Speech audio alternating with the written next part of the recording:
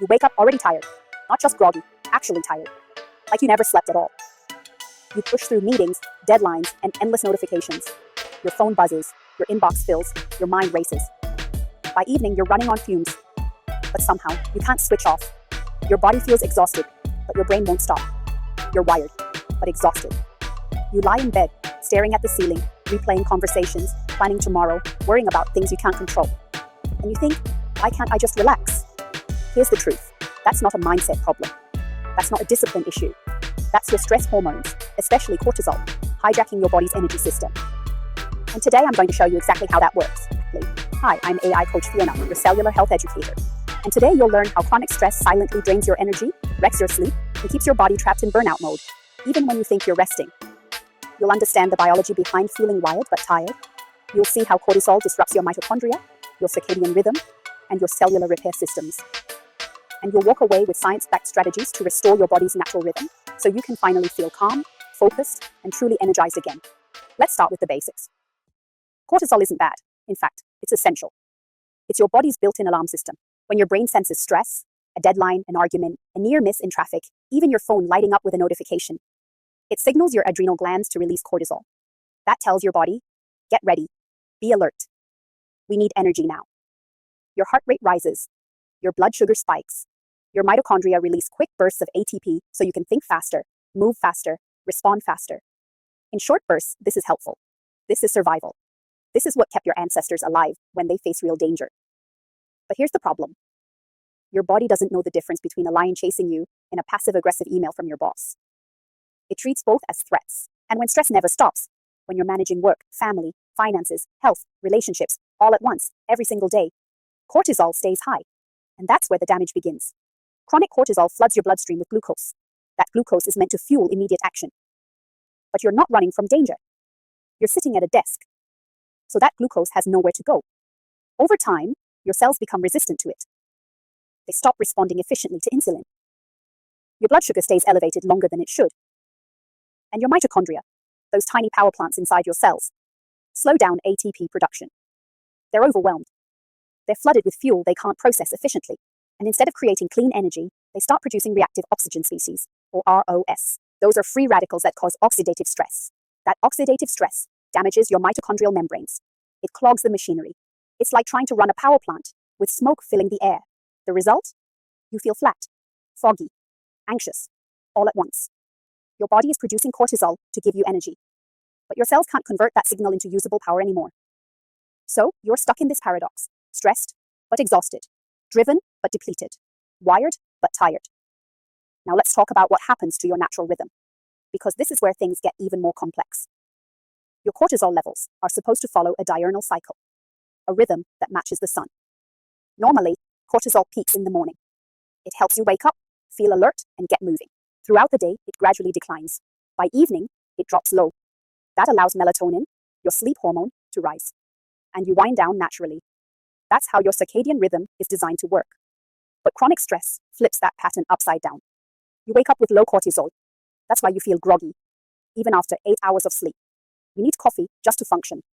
By afternoon, you crash. You're tired, unfocused, reaching for sugar or caffeine to push through. But then, at night, cortisol spikes again. Just when you need it to drop, it rises. Your mind starts racing. Your body feels wired. You can't fall asleep. Or you fall asleep, but wake up at 3 a.m., unable to go back down. That's not insomnia. That's cortisol dysregulation. And it's destroying your cellular repair systems. At the cellular level, this means your mitochondria never get repair time. Sleep is when your mitochondria regenerate. It's when they clear out damaged components, rebuild their membranes, and restore their energy-producing capacity. But when cortisol stays elevated at night, your body never fully enters deep sleep. Your mitochondria stay in emergency mode. They're running on fumes, trying to keep up with demand, but never getting the downtime they need to recover. Over time, they burn out. And so do you. Ever wondered why you can't relax even when you're exhausted? That's because your nervous system is stuck in sympathetic dominance, fight or flight mode.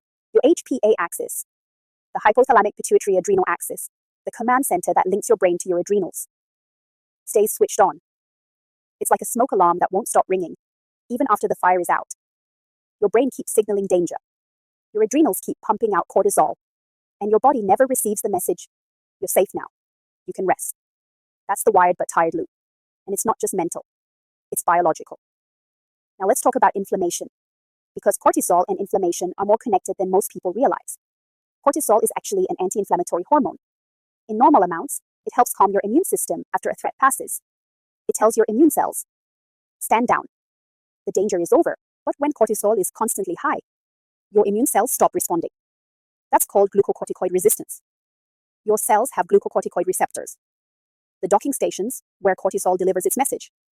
But when those receptors are exposed to cortisol all day, every day, they become desensitized. They ignore the signal. It's like hearing the same alarm so many times that you stop noticing it. So even though cortisol is high in your bloodstream, your cells don't respond to it anymore. And that means your immune system never gets the signal to calm down. Inflammatory molecules like cytokines, specifically IL-6 and TNF-alpha, stay elevated. Nuclear factor kappa B, or NF-kappa B, a protein complex that drives inflammation, stays active. And inflammation becomes chronic. This is why stress shows up everywhere in your body. In your digestion, bloating, discomfort, irregular bowel movements. In your sleep, restless nights, waking up unrefreshed. In your skin, breakouts, dullness, premature aging. In your menstrual cycle, irregular periods, worse PMS, heavier cramping. In your mood, irritability, anxiety, brain fog. It's all connected because chronic cortisol fuels chronic inflammation. And chronic inflammation drains your mitochondria. And when your mitochondria are struggling, every system in your body struggles too. You're not weak. You're not broken. Your body is doing exactly what it's designed to do under chronic stress. It's trying to survive. But survival mode is not a sustainable way to live. So how do you get out of it? How do you reset your stress hormones and restore your energy at the cellular level? Let's break it down. Step 1. Rebuild your safety signals. Cortisol drops when your nervous system feels safe. Not when you tell yourself to relax. Not when you take a vacation. But when your body receives physiological signals of safety. And the fastest way to do that is through your breath. 5 slow breaths before each meal. Inhale for 4 counts. Hold for 4. Exhale for 6. This activates your parasympathetic nervous system, your rest and digest mode. It stimulates your vagus nerve, the communication highway between your brain and your body. It tells your adrenals, we're safe. You can stand down.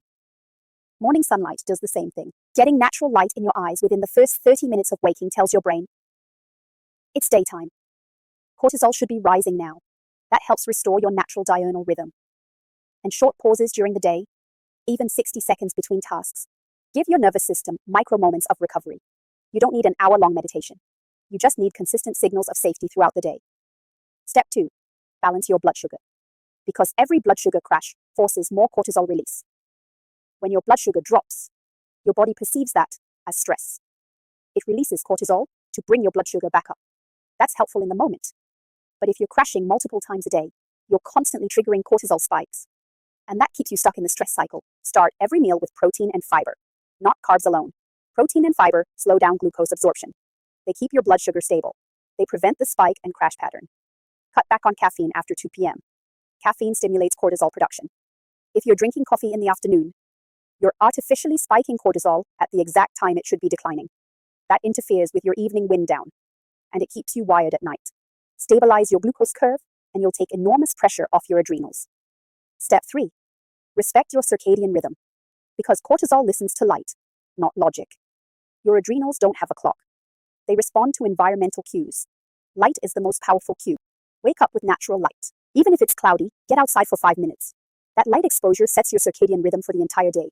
It tells your body, this is morning. Cortisol should be high. Melatonin should be low. Dim your screens after sunset.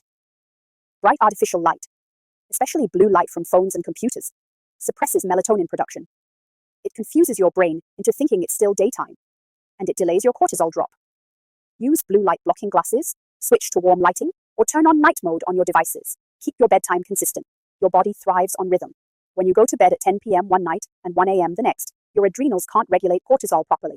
Consistency restores rhythm. Rhythm restores energy. Step 4. Support recovery nutrients. Because your adrenals need specific raw materials to function and repair. Magnesium is essential for calming your nervous system and supporting mitochondrial energy production. It helps your body break down cortisol after it's released. Most women are deficient in magnesium, especially if they're under chronic stress. You can get it from leafy greens, pumpkin seeds, dark chocolate, and avocados. Vitamin C is concentrated in your adrenal glands. It's used up rapidly during stress. If you're chronically stressed, you're chronically depleting your vitamin C stores. That weakens your adrenal's ability to produce cortisol efficiently. You can get it from bell peppers, citrus fruits, broccoli, and berries. B vitamins, especially B5, pantothenic acid, and B6, pyridoxine, support adrenal hormone production and neurotransmitter synthesis. They help your mitochondria create stable energy. You can get them from eggs, salmon, chicken, and whole grains. These aren't optional. These are the building blocks your body needs to rebuild from burnout. Now let me show you what this looks like when it all comes together. Picture this. It's a Tuesday evening. You finish work. But instead of feeling wired and restless, you feel calm. You make dinner without rushing. You sit down, take 5 slow breaths, and actually taste your food. After dinner, you go for a short walk outside. The sun is setting. You feel your body naturally winding down. You come home, dim the lights, and read for 20 minutes. No scrolling, no screen time. By 10 p.m., you're in bed. You fall asleep easily. You sleep deeply through the night. You wake up the next morning, not to an alarm, but naturally, feeling rested. Your mind is clear. Your body feels light. You have energy that doesn't come from caffeine or willpower. It comes from within. That's not luck. That's not genetics. That's cortisol balance restored. That's your mitochondria, finally getting the repair time they need. That's your circadian rhythm functioning the way it was designed to. And it's available to you, starting today. So let's recap. Today, you learned that burnout isn't just mental exhaustion. It's cellular energy debt caused by chronic cortisol. You learned that cortisol is meant to rise and fall in a natural rhythm, high in the morning, low at night.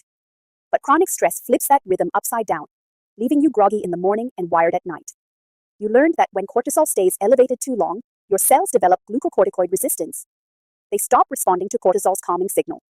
And inflammation stays high, draining your mitochondria and keeping you stuck in fatigue. You learned that this isn't about willpower or mental toughness. It's about biology. And by restoring safety signals, balancing blood sugar, respecting your circadian rhythm, and replenishing key nutrients, your body can finally recharge. Your adrenals can recover. Your mitochondria can repair. And your energy can return, naturally and sustainably. In the next episode, we'll decode cravings. You'll learn what your cells are really asking for when you reach for sugar, salt, or snacks at 3 p.m. You'll discover how energy imbalance drives food cravings and how to break that loop without guilt, restriction, or willpower. Because cravings aren't weaknesses, they're signals. And once you understand the signal, you can finally respond in a way that supports your body, not fights it. If this video helped you understand the connection between stress and energy, hit subscribe so you don't miss the next one. I'll see you there.